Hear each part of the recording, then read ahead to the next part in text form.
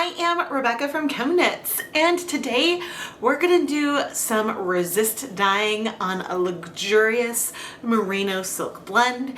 This will be my first time dyeing this particular yarn base, but oh my goodness, when I unboxed it, it's so soft and I'm so excited to play with it. But before I show you the yarn, I want to give a huge shout out and thank you to today's lab partners, Reyna and Estrella. Thank you so much for being my lab partners today, and I really hope you're going to enjoy this video. Thank you, Reyna and Estrella. The yarn we're going to use today is the Silk Sport yarn from Wool2Dye4. This yarn is 50% superwash merino wool, 50% silk. And since I point this out with other brands, it does say superwash wool on this bag. I do trust the information that Wool2Dye4 has on their website though, so I believe it is merino. And when I was buying this, I realized that I don't dye sport weight yarn very often. Like, not for any reason really, it's just I think a lot of times I have yarn that's DK and yarn that's fingering weight, and since sport weight falls somewhere in the middle, I guess I just don't buy very much sport weight yarn that I use. And so anyway, I'm excited to use this one today. The yarn is 3-ply. It is very soft, has excellent drape, and it also has a very, very soft sheen to it already. I love Wool2Dye4, but I don't love taking the untwisted yarn out of bags. I'm always afraid I'm gonna like snag it and pull. So I typically try to look for one of the cotton ties and then pick it up from there. And then otherwise, I sort of grab and hope I grab the whole thing without disordering it. That's my official recommendation. But oh, it's so soft. We're gonna dye 500 grams of this yarn with our resist dyeing technique today. But first, we need to pre-soak it.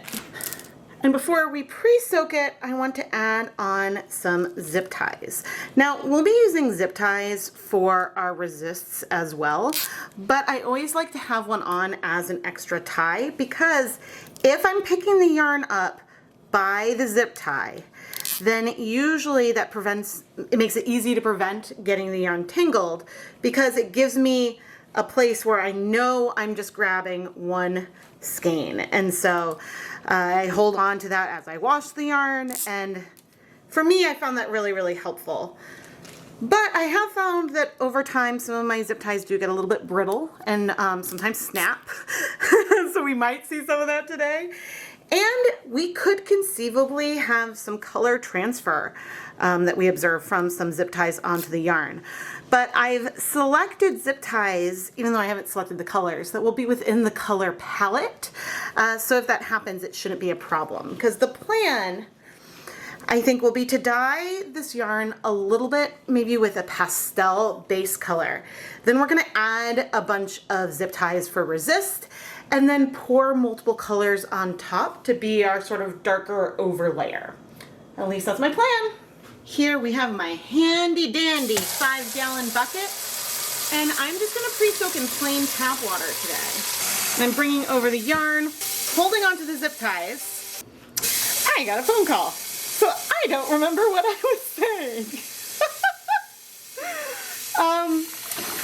But I'm trying to hold on to the zip ties as I am filling the 5-gallon bucket. Now, some yarn you don't need to pre-soak overnight. Some yarn you only need to pre-soak for 30 minutes, or some yarn you can dye dry. Silk often takes more time to absorb water, and in fact, dunking this in, there's still parts of the yarn that feels a little bit dry.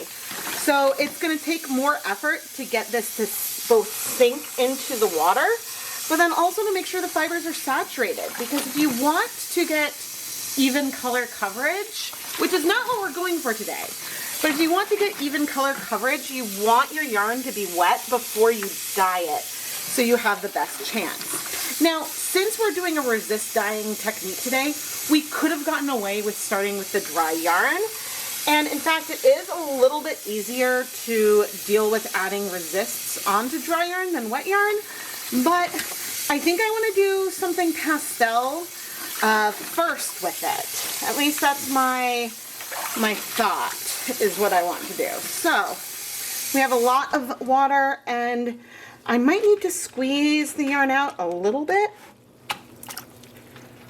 Maybe. But we're gonna let this soak overnight so then we can tomorrow dye the yarn.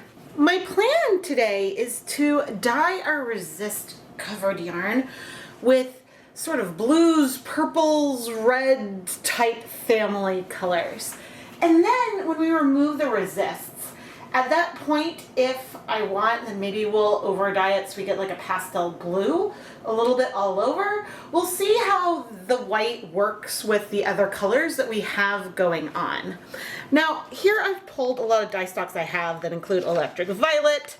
We've got some royal purple, a little bit of cabernet, a little bit of Caribbean blue, some more royal purple, deep magenta, dark navy, and then I also have some other blues, pinks, purples, and reds, just of dye powders pulled aside. So that way, as we're working on this yarn and adding the colors, we can add other colors. So we're not limited to this palette, but I would like to use a lot of these dyes on our yarn because it fits the colors of our theme. And I think that using liquid dyes today, we'll be able to layer them in a really pleasing way. So now I need to add some zip ties onto our yarn to give us the resist. And I'm a little bit hesitant just because silk is very delicate. So I think what we're gonna do is we're gonna keep things sort of singled, but I want the pattern to be a little bit more random, even as there is going to be a repeating element to it. And so then I'm going to try to keep whatever pattern I come up with, I guess, relatively consistent throughout all the skeins. And I think this is the pattern I want to go with, where we have a slightly longer section here than this one, some short sections in between, a longer section without any resist. And the fun thing about these sections is that we'll have resist here, but we'll have varying lengths because these are close together. And I'm gonna go and sort of apply the same kind of pattern onto the rest of our yarn. Now I'm gonna take my catering steam pan and we're gonna attempt to arrange the 5 skeins in here in a way where we're not going to be poked too much by the zip ties. And I think that because things are so compressed with the zip ties, we should be able to start dyeing the yarn. I think I want to start applying the dyes cold. And then we'll see what we need as we continue. But yeah, I think actually maybe I'll rotate this so that way you can also easily watch me mixing the dyes with water as we decide like how much we want to pour on and in what kind of order. Over here I have 5 containers, each with probably a bit over a cup of water. And I'm adding some acid to them.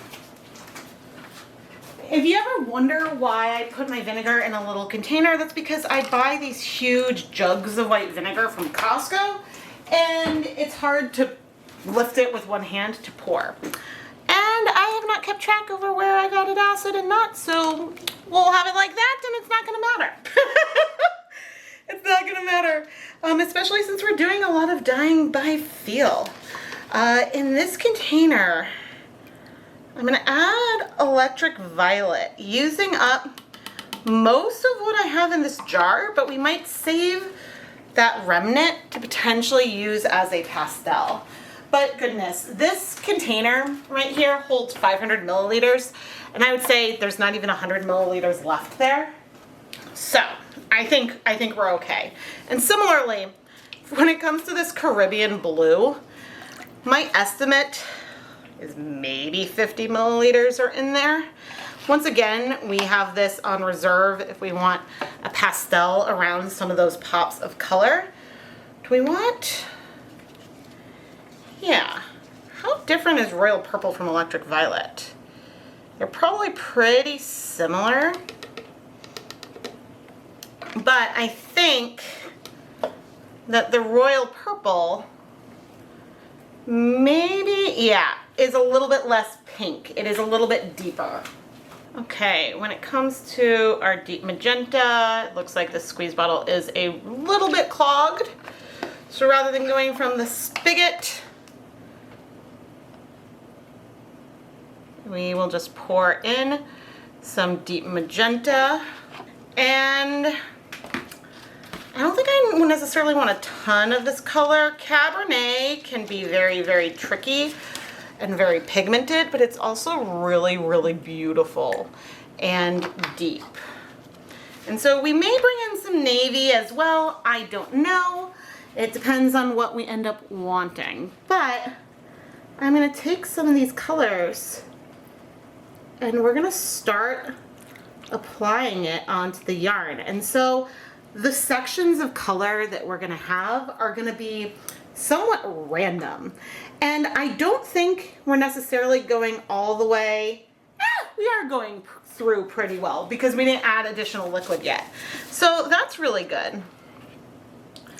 But we're gonna add some more purples, and this is just gonna give a lot of variation of tone. Ooh, I think this was the electric violet. The way that that color is sort of blending with the cabernet is gorgeous. That is really, really, really pretty. The Caribbean blue, I think I want to make it a little bit more blue. And so I added some pink to it. And so coming in a little bit in some of this region here, this made it a little bit less bright. It's still a very bright blue, but it brought the value of that blue color down a bit. And as time goes on, we may get more and more random, but because the yarn is scrunched up, these aren't going to be even repeating sections necessarily.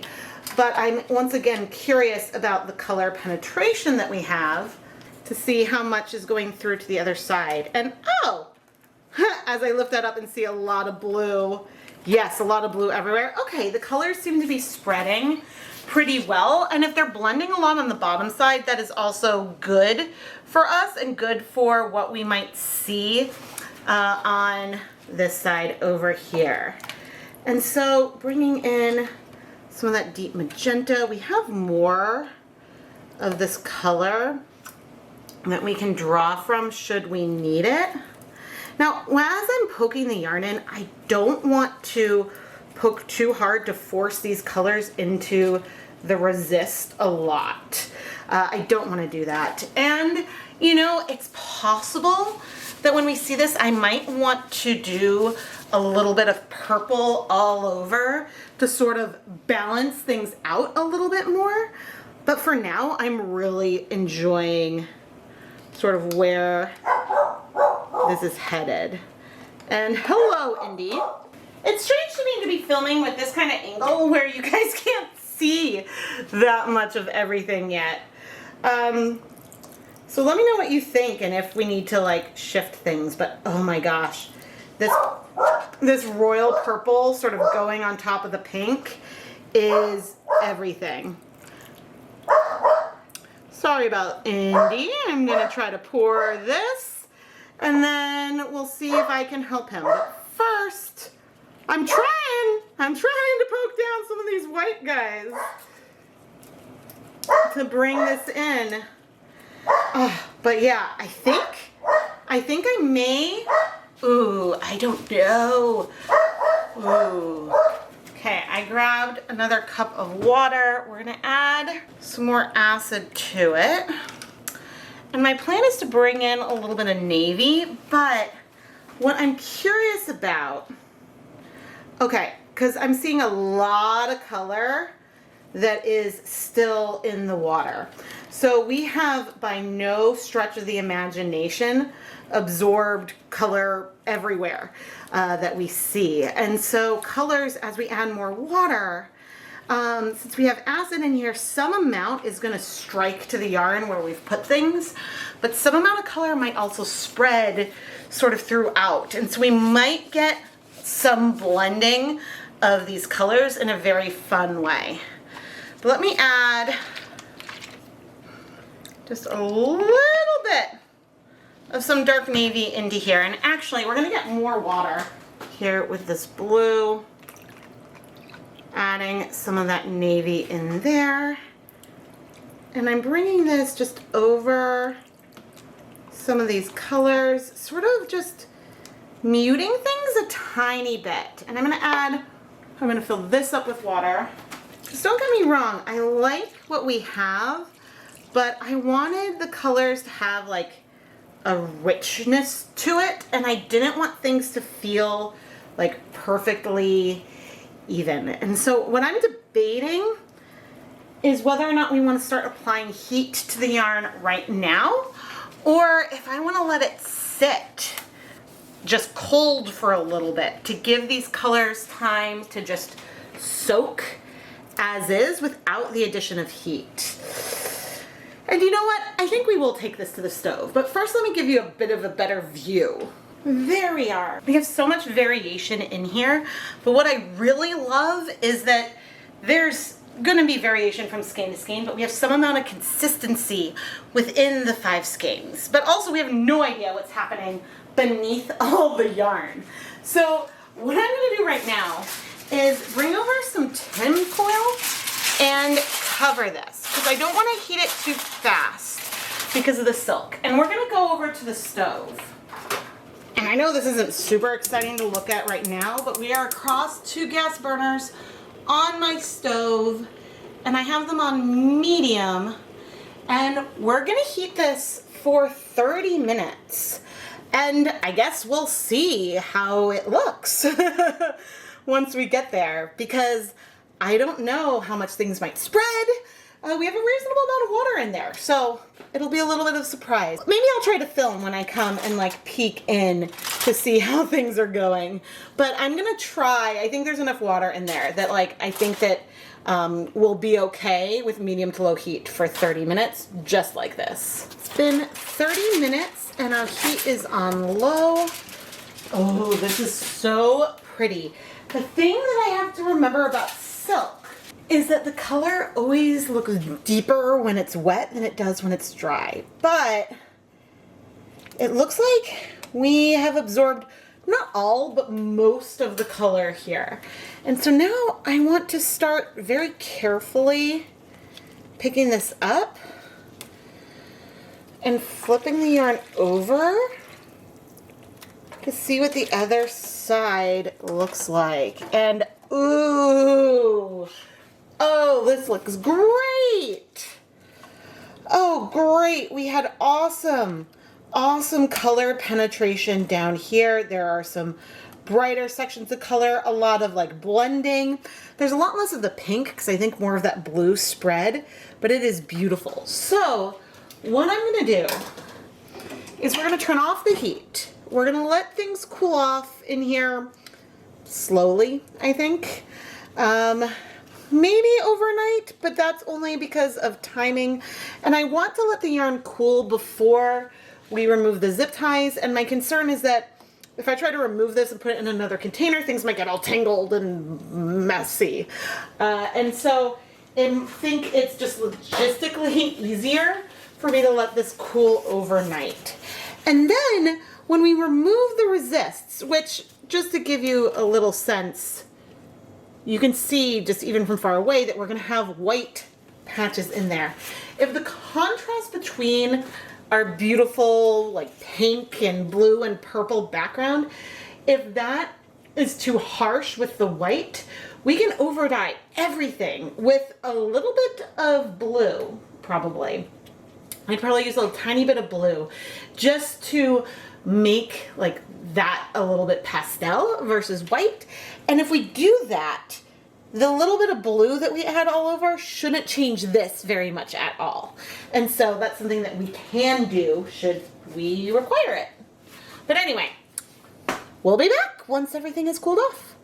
It is the next morning and this is so pretty. All right, what we're gonna do is remove one skein. Gently squeeze out a lot of the liquid. And then we're gonna remove these zip ties and see what we're left with. Ooh, look at that pop. Ooh, this one is like nice and small, pretty much all the way around. I'm expecting we might see some bigger sections over on the other ones. Let's see. The one downside of using removable nylon zip ties as resist is that after the heat, they do get a little bit crimped, but in general, you can still reuse them.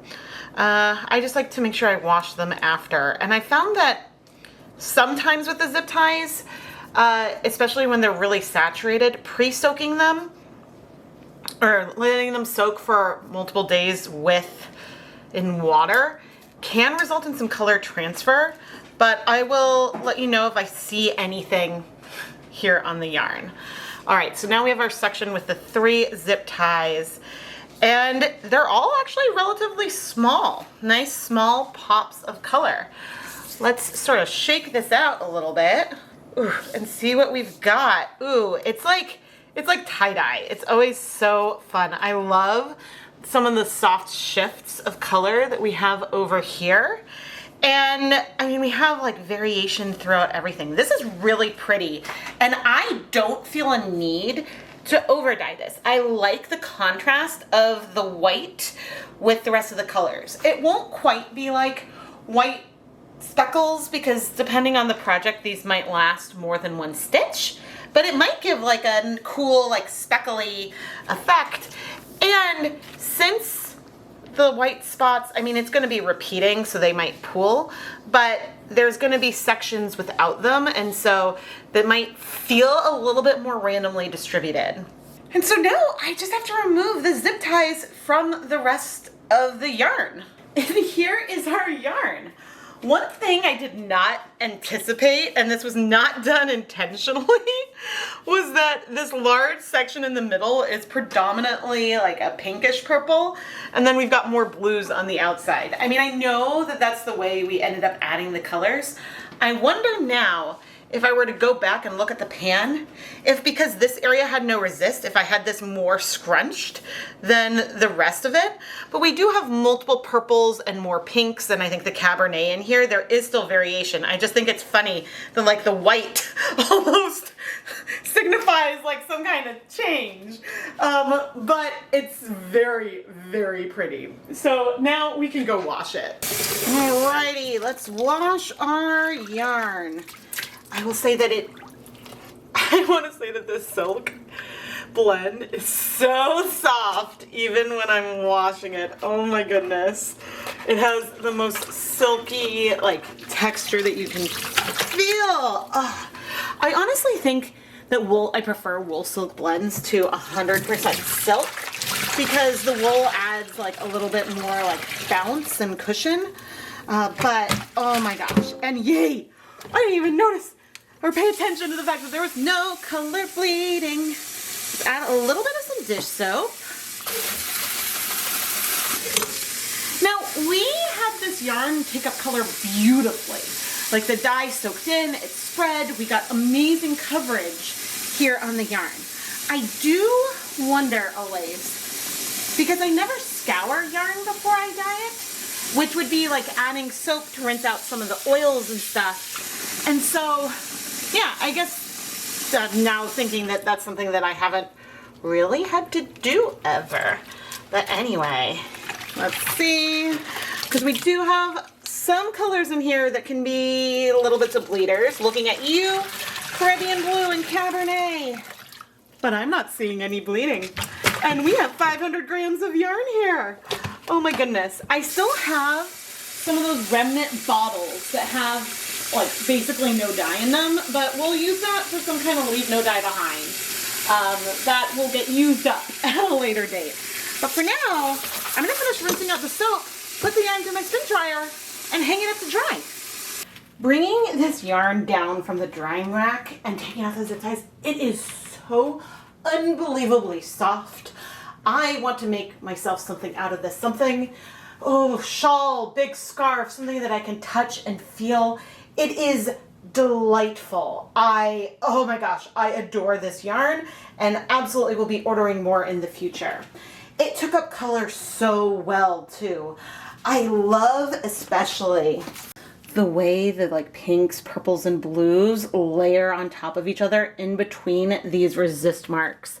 Like that coloration is so pretty because at first when you look at the yarn, because of the way I have it laid out, it looks very hand painted, like I took a brush and did it. But then the dimension of these colors within each of the spots is just beautiful. There's also a lot of color dimension here in this middle section because we did layer a bunch of pinks and purples in there. And so as the stitches go, there's not a lot of contrast in there necessarily, but there are different tones and there are redder purples, bluer purples, and then some things that lean more pink and less purple in there. Oh, it's beautiful. I am glad we definitely still have some blue. Not everything is all purple, but here at the other end, you also see some of that watercolor shift between the colors, and it is delightful. The only regret that I have is that it looks like that the biggest like pink purple area is in between all of the resist and the white is in a separate area. I wish that I had more blue in the middle, and so we had more like modeling there and brought more of these colors out here, but I guess there are more of those colors out here. There's just also a lot more blue on the sides. So I think if I was doing this again, I would try to put a little more blue in the center, but oh my gosh, it's so soft. Like this is one of the softest yarns I think I've ever dealt with ever. It's hard for me to show off shine in videos. Sometimes when it's a sparkle like Lurex, but then also when the shine is in the silk, because sometimes it's hard, but I think maybe you could see it in here. This is so pretty, and just look at the drape of it too. We have it twisted and it is so drapey. Oh my gosh, this is an amazing yarn base. Reyna and Estrella, thank you so much for being my lab partners for today's episode of Dyepot Weekly. I really hope that you have enjoyed this video and that you love the yarn as much as I do. I am Rebecca from ChemKnits, and there are so many different fiber blends and fiber contents out there, and I know I often reach for the same ones over and over. Partially that's because if I do an experiment and say it's on Knit Pick Stroll, which I use all the time, then I can kind of compare the results there to another time I use Stroll. But when I use a brand new to me yarn base and do something a little bit different, I don't know if the differences that I see are because of the yarn base or if it's because of the different technique or dyes that I'm using that I haven't done before. So it just adds another variable in there, which is another layer of question one could have about the process. Especially if you're an overthinker like me. However, I love the opportunity to be artistic on any type of fiber, and so filming this was an absolute joy, and I have 5 more skeins, so I have to figure out what I want to do with them. Make sure you subscribe so you don't miss any new videos, and please do all the YouTube-y things. The more you engage with my content by liking and commenting, the more likely YouTube is to recommend me to more people, which helps the channel grow, which means it makes it easy for me to keep creating new videos. Thank you so much for watching!